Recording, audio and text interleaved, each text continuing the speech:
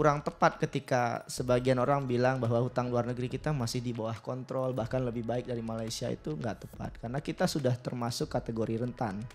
Malaysia misalkan hutangnya cukup banyak tapi mereka industrinya kuat. Sedangkan di Indonesia industri kita justru menurun, hanya 18% kontribusinya. Dan saat ini kita bergantung pada ekspor batu bara. Ada banyak teori soal Jokowinomics ini, tapi menurut saya secara legacy ekonomi ada banyak sekali gap ya, ruang yang harus diimprove. Baik itu dari sisi fiskal, keuangan, bahkan jumlah tabungan di bawah 100 juta itu menurun sekarang. Artinya ketimpangan juga meningkat. Jadi kalau data BPS itu bilang ketimpangan menurun sekarang hanya sekitar 3, berapa persen, itu sebetulnya datanya saya bilang ya keliru ya.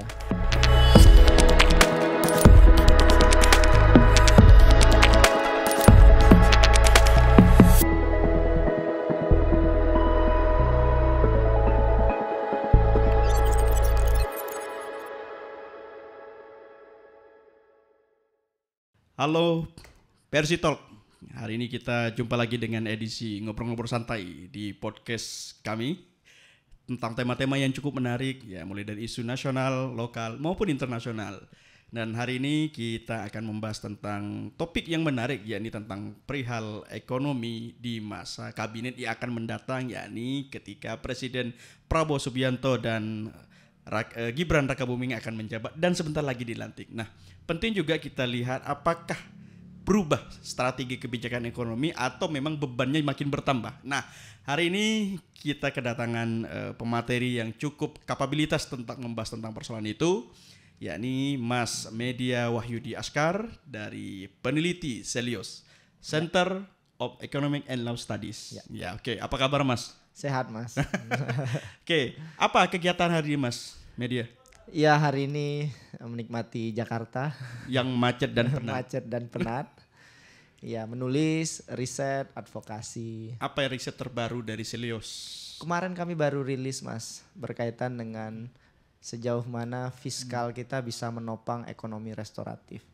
Jadi paradigma baru ekonomi, karena ekonomi saat ini yang terlalu bergantung pada GDP itu cenderung membawa kita kepada arah yang salah, karena tidak bisa mengcapture soal sustainability, nggak bisa mengcapture soal kesehatan, kualitas hidup dan lingkungan. Jadi kemarin kita rilis tentang fiskal dan ekonomi restoratif. Dan itu berbeda nggak dari tahun-tahun sebelumnya atau penelitian sebelumnya? Sangat berbeda karena ada beberapa temuan menarik, karena problem kita soal fiskal dan ruang fiskal. Dan kita mencoba mencari cara uangnya dari mana gitu. Jadi persoalannya kembali lagi ke soal uang. Uangnya dari mana untuk membiayai anggaran sosial, infrastruktur pembangunan di Indonesia. Dan kita mengidentifikasi ada beberapa sumber pajak baru yang bisa digunakan untuk perekonomian ke depan. Termasuk Tapera? Wah, Tapera nggak tahu jadi nggak tuh ya?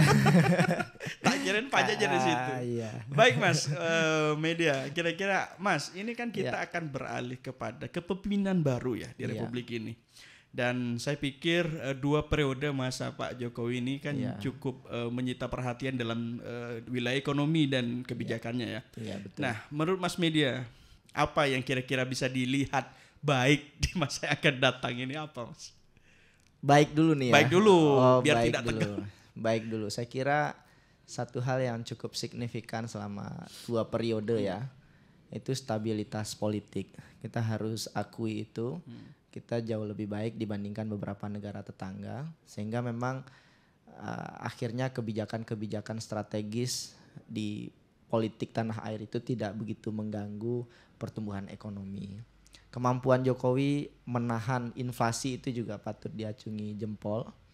Meskipun juga salah satu cara strateginya juga adalah bansos sebetulnya ya, tapi setidaknya selama 2 periode ini juga cukup baik. Nah, Mas, terkait stabilitas politik tadi, apa yang membuat stabilitas politik sejauh ini dianggap baik? Dengan catatan di mata publik itu sering buruk gitu. Sebetulnya kalau berdasarkan indeks-indeks macam-macam ya, itu kita relatif tinggi. Tapi kalau bicara kualitas politik itu hal yang berbeda ya. Soal sejauh mana kualitas politik kita dari tahun ke tahun. Itu mungkin juga perdebatan lanjutan. Tapi kita bisa lihat selama 2 periode Jokowi, kenaikan BBM misalkan. Kita ingat dulu waktu SBY menaikkan BBM kan chaos ya. Iya. Sampai ada yang menangis segala macam gitu ya di Senayan gitu, dan Kalau kemudian sekarang kan hening senyap ketika BBM naik tahun lalu misalkan. Iya.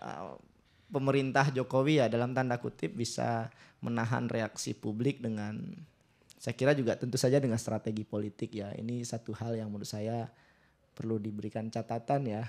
Walaupun menahan gemuruh publik Menahan, itu. iya betul. Oke. Dan secara ekonomi Mas? Secara ekonomi kita harus bicara soal legacy ya. Karena Jokowi sudah 2 periode. Ada beberapa catatan legacy Jokowi yang sebetulnya harus dilihat dengan hati-hati oleh Prabowo. Apa itu Mas? Yang pertama, 2 periode ini foreign aid kita itu meningkat sangat signifikan. Jadi kalau dibandingkan 2014 hingga 2024 ya hari ini, hutang luar negeri kita itu meningkat hampir sekitar 50%. Oke. Dan pada saat bersamaan biaya kita untuk membayar hutang itu jauh lebih tinggi daripada jumlah yang kita keluarkan untuk investasi. Oke, ini menarik Mas. Pembayaran hutang itu setiap kapan dan berapa jumlah untuk sementara ini Mas? Untuk tahun ini saya kurang cek lagi ya jumlahnya, tetapi sangat-sangat signifikan. Dan jika itu dikalkulasi itu jauh lebih banyak dibandingkan uang yang kita keluarkan untuk berinvestasi. Artinya sumber daya produktif yang dihasilkan dari pajak, pendapatan negara dari ekspor gitu ya, itu banyak kemudian harus dikeluarkan untuk membayar beban bunga hutang ketimbang untuk sektor-sektor investasi produktif. Jadi ini yang jadi catatan sebetulnya oleh pemerintahan berikutnya, bagaimana arah kebijakan hutang luar negeri Indonesia itu. Oh, jadi catatannya memang sedikit baik atau memang cukup Oh, krusial? tentu saja sangat rentan ya, karena kurang tepat ketika sebagian orang bilang bahwa hutang luar negeri kita masih di bawah kontrol, bahkan lebih baik dari Malaysia. Itu nggak tepat, karena kita sudah termasuk kategori rentan. Malaysia misalkan hutangnya cukup banyak, tapi mereka industrinya kuat. Itu membuat dia kuat untuk Sehingga hutang sebanyak apapun, tapi mereka bisa terus berinvestasi, produktivitas mereka ditopang oleh industri. Sedangkan di Indonesia, industri kita justru menurun, hanya 18% kontribusinya. Dan saat ini kita bergantung pada ekspor batu bara. hanya itu. Ekstraktif yang pertumbuhannya tidak akan sustain. Karena suatu saat batu bara akan habis. Nanti ketika batu bara habis, kita membiayai hutang ini pakai uang dari mana? Nah, kalau Jepang, Malaysia, hutang rasio mereka tinggi, mereka punya industri yang kuat. Sehingga ekonomi mereka itu udah ekonomi masa depan yang ditopang oleh industri manufaktur yang berkelanjutan ya. Karena kalau kita bergantung pada industri ekstraktif, sampai kapan? Karena batu bara akan declining dalam beberapa dekade ke depan. Nah, apa alasan Indonesia ya secara industrialisasi terus menghambat tuh, kenapa Mas? Ada banyak faktor ya. Karena kalau bicara industri, kita bicara soal teknologi, SDM. Tapi kalau saya lihat beberapa waktu terakhir memang soal leadership juga. Jadi arah ekonomi kita itu cenderung melupakan sektor industri kita. Sejauh ini apa industri yang dikejar Republik ini apa sih Mas? Yang masih dikejar dan mungkin itu dianggap sebagai solusi utama. Industri manufaktur tentu saja, karena manufaktur ini menyerap tenaga kerja dalam jumlah yang cukup banyak. Itu poin pentingnya. Dan ketika tenaga kerja penyerapannya signifikan, pengangguran berkurang, kemiskinan berkurang. Industri manufaktur tentu saja, karena industri manufaktur menjadi dasar dari sektor-sektor lainnya, termasuk pertanian, sektor jasa, properti gitu, ditopang semuanya oleh industri manufaktur. Dan saat ini kita masih terlalu bergantung kepada, kalau dilihat agregatnya 28% itu kan pertanian, tapi nomor 2 itu perdagangan. Dan industri itu relatif tertinggal. Jadi kalau kita lihat kembali, kita mengalami sedikit kebingungan dalam bertransformasi dari sektor pertanian ke industri. kita sudah langsung lompat ke sektor jasa misalkan atau perdagangan. Saat ini perdagangan memang meningkat signifikan, tapi kan kita juga tahu kualitas sektor perdagangan kita banyak didominasi oleh barang-barang impor. Nah kalau misalnya Mas, ini kan banyak hari ini industri atau pabrik tekstil atau apa itu kan banyak PHK ya. Ini kan ini kan sebenarnya jadi persoalan gitu. Kalau memang itu adalah solusi utama, kenapa PHK itu terjadi gitu kan? Wah ini apalagi beberapa waktu terakhir betul. Tekstil Tekstil gitu, ya itu terutama ya. Salah satu faktor yang semua orang juga hampir semua paham dan setuju adalah impor yang mengerikan ya. Impor, barang-barang tekstil impor itu harganya lebih murah. Kualitasnya lebih bersaing. Kenapa lebih murah? Karena dari Tiongkok sana mereka industrinya sudah maju sehingga production cost-nya itu relatif lebih kecil. Dan pemerintah nggak bisa melakukan analisis identifikasi itu, keran impor dibuka begitu saja. Kemudian ketika masuk ke pasar Indonesia, tekstil lokal kolaps karena dari segi harga itu tidak kompetitif dibandingkan barang impor.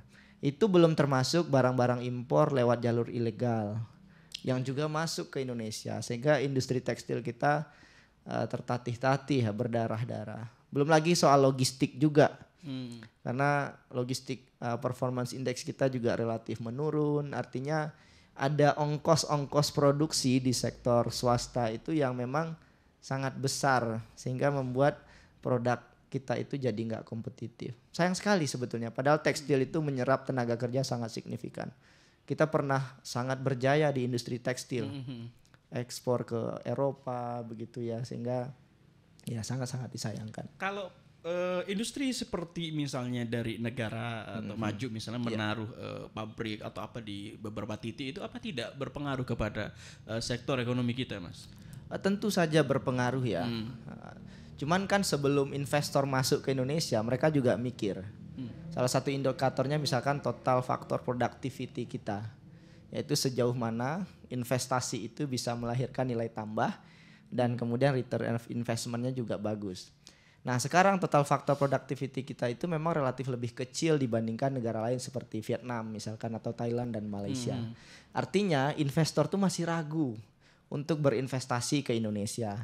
Banyak faktor ya, mungkin karena faktor birokrasi, bisa jadi karena regulasi ketenaga kerjaan, ada banyak faktor di sana. Tapi menurut saya ini juga jadi catatan yang juga nggak mudah menyelesaikannya, tapi harus diselesaikan. Sebab kalau kita bicara soal pendanaan dari dalam negeri, itu memang meningkat tapi kebanyakan itu di sektor jasa dan properti. Penanaman modal dalam negeri ya. Dan properti itu nggak menyerap banyak tenaga kerja. Ini persoalan seriusnya di sini. Iya, jadi kita nggak bisa bergantung pada memang hanya modal dari investor lokal gitu, penanaman modal investor lokal. Kita memang butuh investor luar gitu ya. Tetapi untuk menarik mereka ke dalam itu tentu juga membutuhkan diplomasi perdagangan global, regulasi yang kuat, ketersediaan SDM yang mumpuni, sekolah vokasi kita juga harus bagus sehingga ketika mereka butuh tenaga kerja kita juga siap tenaga kerjanya. Belum lagi area-area industri yang kalau bisa jauh dari pungli, listriknya juga oke. Apalagi ada banyak sebetulnya yang memang tentu saja kita nggak bisa selesaikan semuanya bersamaan, tapi mungkin bisa dipilih sektor mana dulu yang diperbaiki, lini mana dulu yang bisa diperbaiki gitu ya. Oke, gitu. Mas ini kan banyak teman-teman kita sering diskusi ya, maksudnya bertanya itu kenapa sih Vietnam, Thailand misalnya beberapa tahun ini sering leading lah di depan kita ini dalam sektor kemajuan ekonominya, industrinya itu. Padahal kan saya pikir kita adalah pembeli yang cukup potensial gitu loh.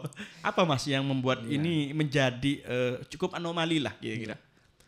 Ada beberapa riset itu menunjukkan pertama birokrasi mereka lebih efisien. Dari segi apanya Mas kira-kira? Kinerja birokrasinya mereka itu lebih efisien dan kuat. Artinya kayak di Vietnam ya dengan struktur pemerintahan dan politiknya itu memang angka korupsi di sana itu jauh lebih kecil dibandingkan di Indonesia. Oke. Dan kita tahu beberapa kasus korupsi di sana ditindak luar biasa sampai hukuman mati. Dan memang akhirnya itu yang men-trigger birokrasi mereka berjalan dengan efektif. Dan power dari state, pemerintah bilang buka investasi asing, industri ini diperkuat misalkan, itu memang kayak semacam perintah jenderal yang harus diikuti oleh semua instrumen birokrasi sampai ke bawah. Sehingga nggak ada riak-riak politik di bawah itu, nggak ada. Sehingga memang hanya dalam beberapa hari izin usaha perusahaan asing itu langsung bisa ketemu, dapat gitu ya. Nah di Indonesia kan banyak tengkulaknya, variasinya, banyak tengkulaknya, dan itu udah berkelindan antara politisi dan non politisi, aktor pemerintah dan non pemerintah, belum lagi aktor pusat dan aktor lokal gitu ya. Ini yang mungkin perlu diperbaiki. Dan satu lagi juga menurut saya, kita butuh pemimpin yang percaya diri. Oh, apa selama ini tidak sangat tidak percaya diri. Kita bilang Singapura please come to Indonesia gitu. Oh itu tanda tidak percaya diri. Kita punya 270-an juta orang di negeri ini. Kita sumber pasar, sumber produksi, sumber daya ekstraktif kita juga masih banyak.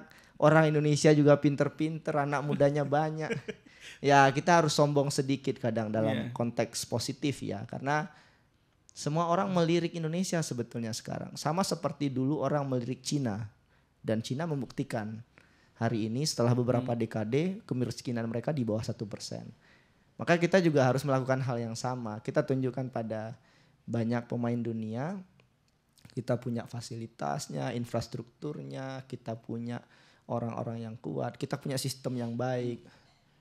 Kita jauh lebih baik sebetulnya dari waktu ke waktu. Dan kita harus berani menunjukkan pada dunia bahwa kita ingin berkontribusi efektif pada perdagangan global begitu. Mas, terkait dengan Jokowinomics lah. Ini emang kan, ada ya? Seperti apa kira-kira? Saya perlu nanya juga bahkan ini ya. Justru saya ingin menanyakan kepada Mas Media ini, kira-kira benar nggak sih sebetulnya bahwa Jokowinomics itu sebenarnya berjalan apa tidak? Atau memang sedang diusaha di copy paste ke Prabowonomics gitu? Iya sebetulnya nomics ini agak-agak tren-tren belakangan aja gitu. Ya. Tapi saya lihat ada satu kritik akademik yang saya kira belakangan cukup menarik ya. Ada negara yang memang sifatnya itu autopilot dalam konteks ekonomi mereka berjalan dengan sendirinya sepanjang stabilitas politiknya oke. Dan beberapa waktu terakhir stabilitas politik kan kita relatif lebih oke ya. Dan ekonomi kita seperti berjalan autopilot. Artinya ya sudah pasar bergerak begitu saja, masyarakat mencari jalannya sendiri, ekspor jalan begitu saja. Ya. Dan kemudian pertumbuhan kita begini, meningkat lebih baik gitu.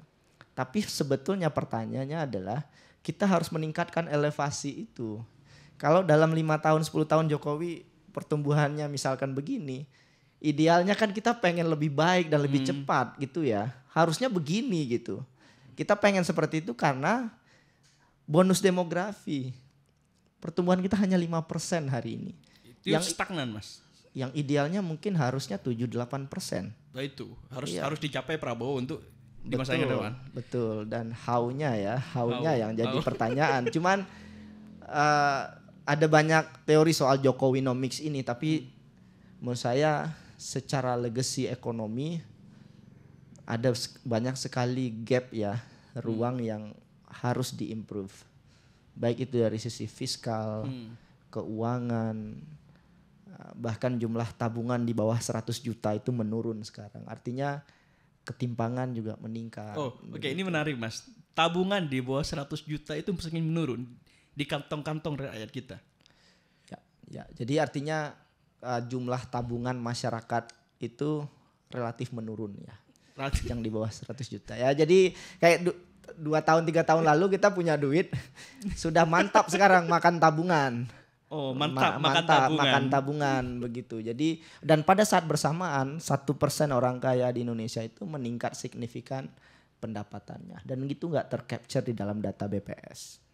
Jadi kalau data BPS itu bilang ketimpangan menurun sekarang hanya sekitar 3, berapa persen, itu sebetulnya datanya saya bilang ya keliru ya. Tidak mengcapture apa yang sebenarnya terjadi, karena data BPS itu hanya mengcapture responden dengan kriteria income tertentu berbasis samplingnya. Dan 1% orang kaya itu nggak mungkin tercapture dengan data BPS. Orang mereka tinggalnya di Singapura, tinggalnya di kota-kota yang juga mereka juga mana mau gitu ya untuk kemudian dideteksi sumber penghasilan data dan seterusnya. Jadi ketimpangan kita meningkat luar biasa. Oke Mas, ini semakin runcing ini, udah semakin runcing ini. Mas, sumber kekayaan elit kita itu kok kenapa sih sebetulnya setiap tahun itu menjadi isu yang cukup polemik ya? Kenapa bisa meningkat di saat masyarakat kita ngos-ngosan gitu loh? Ngos-ngosan untuk cari pekerjaan dan kesejahteraan itu. Ada sektor yang memang ya bisa dibilang sektor kunci pendorong orang kaya itu makin kaya signifikan. Apa itu Mas? Rokok. Jelas ya. Aduh, wow. Ya kan. Oke. Terus Mas. Batu bara. Oke. Ya kan.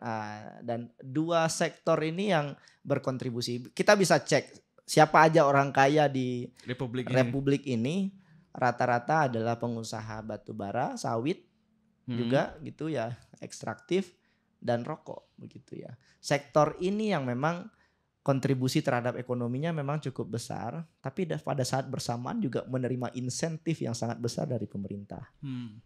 Memang insentifnya ke perusahaan, tapi kan perusahaannya ini punyanya si bapak ini gitu ya. Dia otomatis meningkat aset valuasi dari perusahaannya, kemudian valuasi dari kekayaannya juga otomatis akan meningkat. Jadi distribusi pendapatan di Indonesia saat ini memang memang sudah sangat mengkhawatirkan dan memang harus dicari jalan keluarnya. Karena kalau tidak, yang kaya 1% ini meningkat signifikan, padahal mereka menikmati kue ekonomi lebih besar, harusnya mereka membayar lebih besar kepada negara dalam bentuk pajak. Tapi mereka hanya membayar jumlah uang yang sangat-sangat kecil. Dan itu yang belum lagi tax evasion gitu ya, penyembunyian harta di Singapura, di negara-negara surga pajak. Ya, kita ya bisa cek namanya siapa aja itu ada di Google juga gitu ya. Jadi sudah terpublis ya. Sudah terpublis juga dan siapa orang-orangnya dan sebagian besar adalah mereka yang menjadi bagian dari pengusaha yang berkelindan dengan pemerintah. Oke Mas, tertarik saya ini Mas.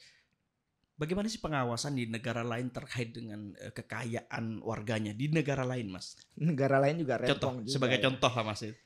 Negara maju sudah mulai gerakan gitu untuk mengatasi orang-orang kaya ini menyimpan kekayaannya di negara-negara surga pajak. Gitu. Jadi mereka mengejar itu lewat instrumen lembaga-lembaga internasional. Misalkan OECD mengumumkan rencana pajak 15% untuk perusahaan global begitu ya. Dan itu sudah mulai dilakukan oleh negara-negara maju. Artinya negara-negara maju juga sudah sadar. US, Eropa itu sudah sadar. Ketimpangan di negara itu makin meningkat dan ini nggak boleh terjadi. Karena resources mereka itu lari ke negara lain. Tapi kan negara maju punya pencatatan keuangan sistem yang sangat kuat begitu ya. Jadi nggak semudah negara berkembang di mana transaksi sawit di Riau itu lewat cash misalkan. Kemudian dibawa lewat pelabuhan ke Batam sana gitu ya. Tapi kalau negara maju kan nggak segampang itu gitu ya. Transaksi keuangan lebih terkontrol, akuntabilitasnya lebih baik. Jadi mereka way better lah dalam mengatasi penghindaran pajak.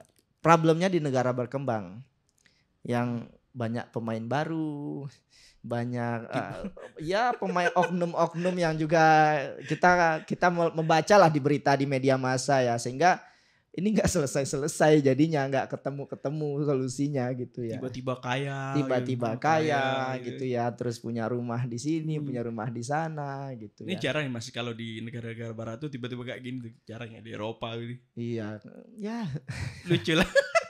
Ya jarang, nggak ada orang yang tiba-tiba kaya ya, apalagi kaya di usia muda. Oh itu? Okay. Repot itu, kecuali kaya di usia muda karena harta orang tuanya gitu. Karena memang ya begitulah, susah untuk dijelaskan. Ada orang yang 25 tahun tiba-tiba jadi bilioner. Tiba-tiba jadi bilioner dengan background keluarga yang bukan berasal dari para bilioner juga gitu ya. Jadi anomali ya. Oke Mas, kita kembali ke topik Iya, yang kembali ke topik. yang paling menarik lah Mas. Kalau Mas tadi menyinggung soal pertumbuhan GDP kita 5%. Targetnya harus 7 sampai 8. Ya. Ya, oke. Sekarang Mas yakin nggak? Kalau keyakinan Mas misalnya dengan nanti mungkin kita tidak tahu ya postur kabinet kita itu seperti apa yang disusun oleh Pak Prabowo dan Mas Gibran ya. Tapi yang pasti kira-kira jejak ini bisa dipakai nggak untuk menuju itu? Jejak ekonomi yang hari ini untuk dipakai ke 8% itu bisa nyampe nggak Mas? Memang jalan ke sana nggak mudah ya. Sebetulnya kalau dari segi ekonomi yang bisa dilakukan hanya memprediksi masa depan berdasarkan skenario ke skenario. Skenario terbaiknya 8, skenario menengahnya 7, skenario paling chaosnya mungkin bisa 3% gitu kan, kita nggak tahu. Nah sekarang perjuangannya gimana bisa 8% kan begitu ya. Oke. Nah kita sekarang punya 4.500 sekitar itu ya. USD gitu ya, dan kemudian kita butuh sekitar 13.000 mungkin ya untuk mencapai Indonesia Emas 2045 untuk menopang yang 7-8% tadi. Persoalannya gimana caranya sampai ke sana. Maka memang butuh terobosan ekonomi yang harus sedikit out of the box begitu. Dan problemnya itu lebih ke sumber penerimaan menurut saya hari ini. Ruang fiskal kita sempit sekali. Jadi sumber penerimaannya kalau bisa yang berkelanjutan. Misal yang berkelanjutan tuh gimana Mas? Jangan lagi kita bicara soal membiayai infrastruktur besar dengan hutang misalkan. Ada banyak sekali sumber pajak yang jauh lebih potensial dan berkelanjutan. Contoh windfall tax, pajak dari batu bara, kenaikan sektor batu bara. Pajak produksi batu bara, ada pajak karbon juga. Jadi kita memajaki pelaku-pelaku yang mencoba untuk bukan tisu ya yang dipajakin, bukan konser. Bukan tisu ya.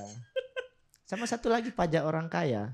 Oh itu ya. Pajak orang super kaya. Jadi hitung-hitungan kami itu 2% dari total kekayaan 50 saja ya, 50 orang kaya super kaya Indonesia. Ambil 2% ya misalnya. Iya, itu jumlahnya sudah 81 triliun.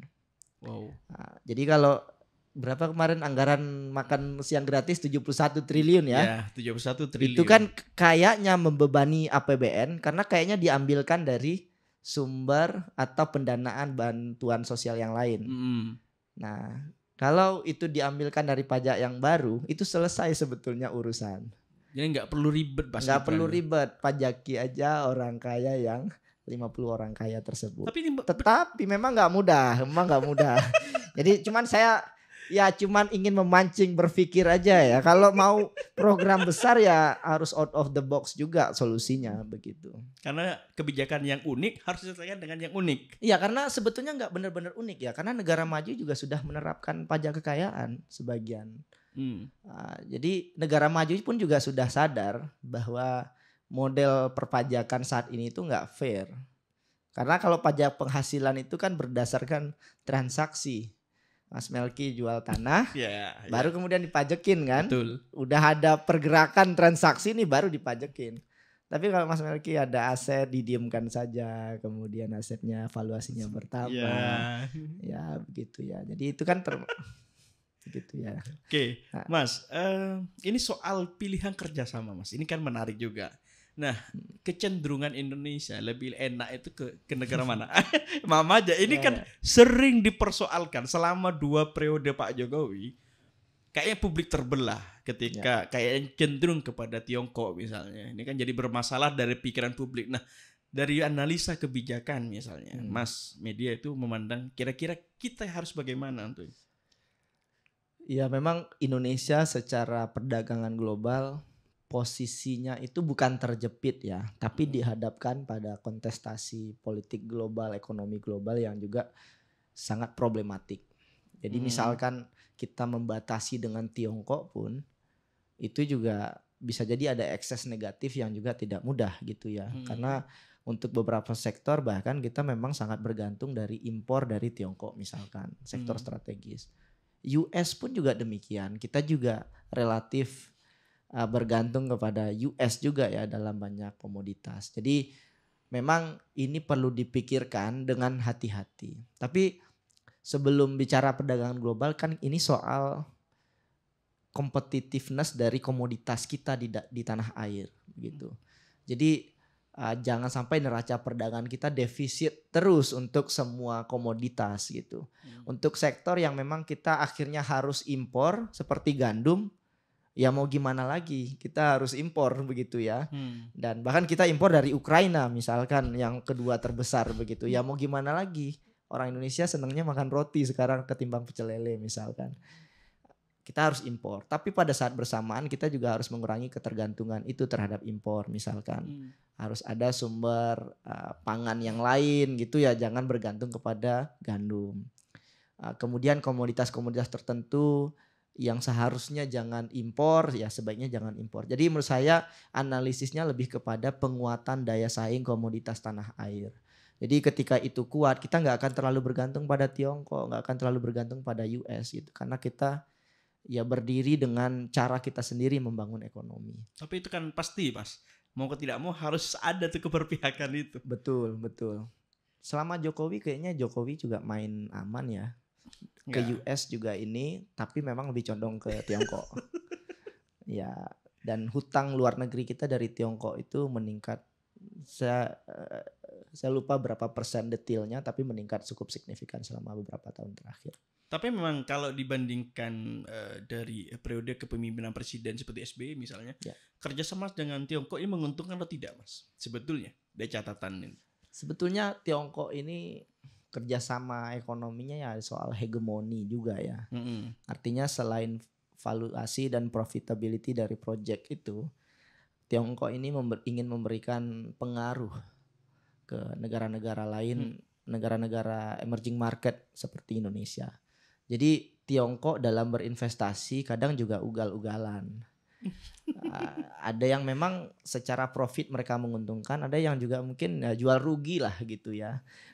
Dan jual rugi, dan kemudian Indonesia juga to some extent diuntungkan karena secara valuasi proyeknya mungkin lebih kecil dibandingkan yang ditawarkan negara lain. Tapi yang saya ingin sampaikan itu kita harus lihat soal value-nya dan ekonomi ke depan. Artinya ada eksternalitas lainnya yang ingin dicapai oleh Tiongkok ketika mereka masuk ke Indonesia. Betul. Yang itu nggak bisa divaluasikan secara keuangan, secara angka kadang-kadang. Jadi contoh misalkan ketika Tiongkok sudah masuk ke banyak sektor di Indonesia, transportasi, teknologi, infrastruktur, otomatis kan mereka punya jaringan ya, sistem yang kemudian bisa mendeteksi dengan mudah pergerakan pembangunan di tanah air. Dan kemudian mereka mungkin punya data kita, mereka punya ya akhirnya kita bergantung ya, hegemoni mereka itu berhasil menancap dengan baik di tanah air. Itu yang kemudian US sedikit gerah gitu ya, dan ya mulai menyodok juga ke pemerintah ke depan gitu, gimana caranya menghentikan pengaruh ini begitu. Oke Mas, kalau misal kita tanya apa sih Mas yang masih bisa dilihat dari produk ekspor kita di Republik ini, sebetulnya apa yang masih dilihat gitu? Sebenarnya komoditas kita ini bersaing banget nggak sih Mas? Ini sampai sekarang saya masih bertanya itu loh. Iya, yang nggak bersaing jelas beberapa gandum misalkan kita impor semua, memang itu udah pasti impor. Dan beras juga sayang sekali kita juga bergantung pada impor. Itu pada sektor-sektor strategis. Yang lainnya ya itu Kementerian Perindustrian sering menggadang-gadangkan kita neraca perdagangan kita surplus, ekspor mobil kita lebih banyak gitu ya ketimbang impor. Padahal suku cadangnya juga impor semua gitu misalkan. Artinya ya memang secara agregat neraca perdagangan itu kan adalah juga kombinasi dari banyak sektor gitu ya. Cuman yang saya ingin sampaikan untuk sektor-sektor strategis sebaiknya kita harusnya lebih baik gitu. Karena kita itu pasar gitu. Kita pasarnya gitu. Jadi kita hilirnya dari produk apapun yang ada di global ini gitu. Jadi ketika kita bisa mengekspor atau menghasilkan barang itu di Indonesia, nilai tambahnya akan jauh lebih baik karena kita jual ke orang Indonesia sendiri. Produknya jauh lebih kompetitif harusnya.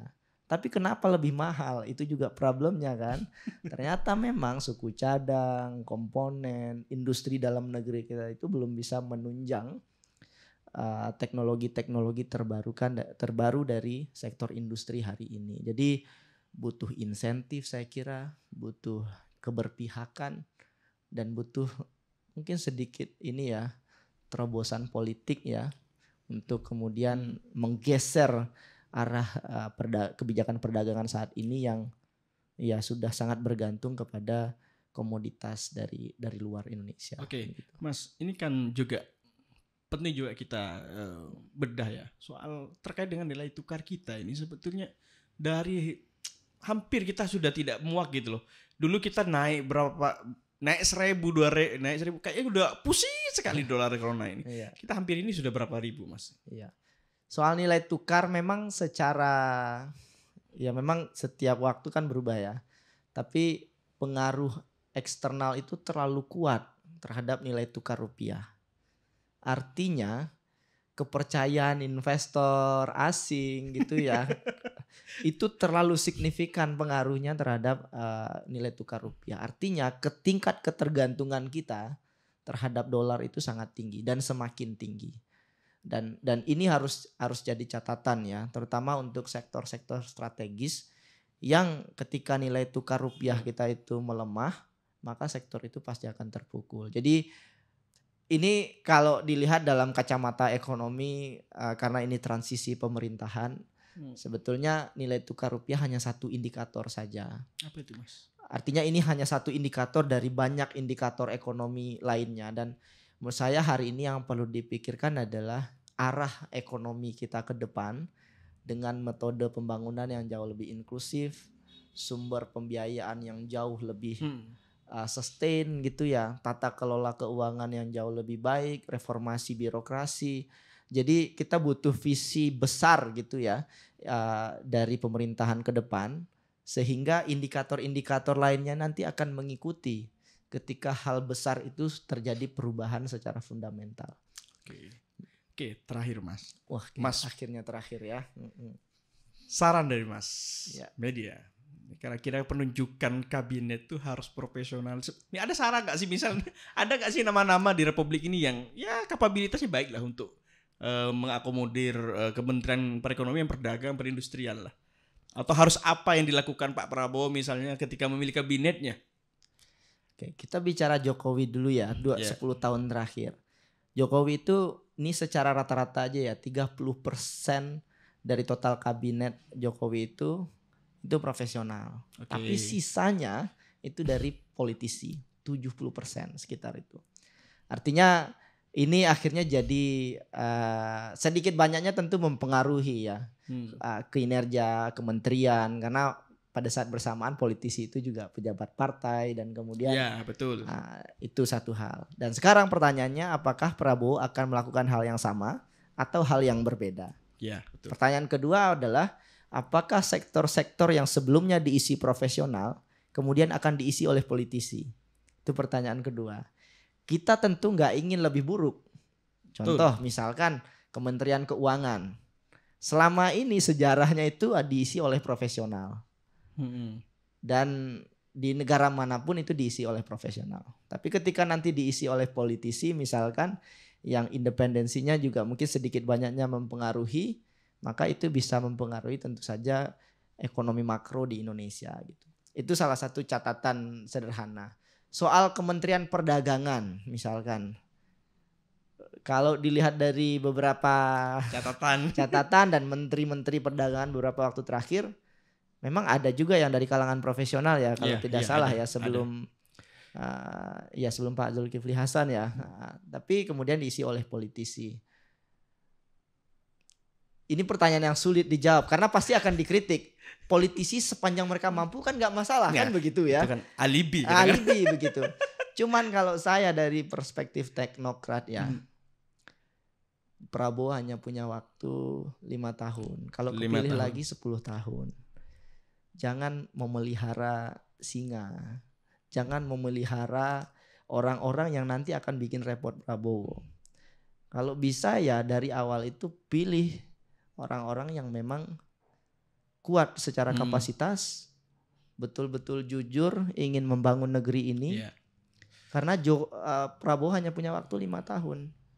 Kalau 5 tahun ini Prabowo kemudian direpotkan karena kontestasi politik di internal kementerian, Prabowo akan capek sendiri. Saya berharap Prabowo akan menjadi negarawan saja bersamaan sebagai presiden ya, dengan memilih para menteri yang betul-betul punya kapasitas, punya kemampuan intelektual yang baik dan intelijensi yang baik tentu saja, dan mereka bisa mengelit tim di kementerian untuk bisa mengimprove kondisi hari ini. Mudah-mudahan Mas. Ini doa bersama, bukan ya. hanya doa Mas Media rakyat saja. mengaminkan. Rakyat mengaminkan. Mas Takung. Terima kasih Mas. Terima kasih Mas. Ini diskusi yang cukup menarik. Banyak juga ternyata temuan yang kita obrolkan yang memang kita tidak pikirkan sebelumnya. Ya. Dan mudah-mudahan nanti penonton di PRC Talk juga menilai dan mengambil ibroh dan hikmahnya. Kalau hikmah terlalu berlebihan, mudah-mudahan dijalankan juga. Jangan hikmah terus. Oke. Mas Media, terima kasih sudah berdialog dengan kita sepanjang hampir 1 jam kita ngobrol ngalur ngidul ke mana-mana, dan hari ini kita sudah ketemu titik poinnya. Ingat Pak Prabowo 5 tahun. Hanya 5 tahun. Oke. Terima kasih Mas. Mudah-mudahan ini menjadi pertemuan yang sangat menarik. Saya Milka Mirsole sebagai host PRC Talk hari ini mengucapkan terima kasih. Salam demokrasi.